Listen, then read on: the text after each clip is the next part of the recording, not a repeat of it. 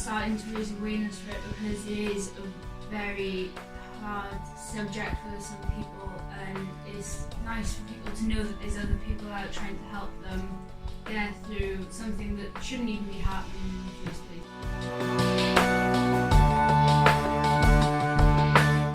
This is Crime Awareness Week. This is some advice for the victim.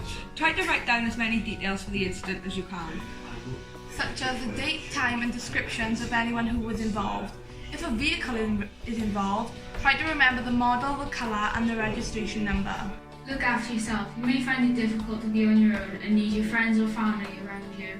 You may feel you want the support of a helpline or counsellor.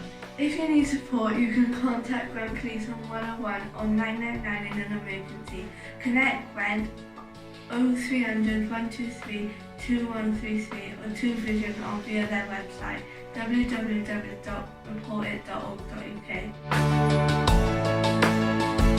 The problem is not you, it's the person who has the hate inside them that has the problem.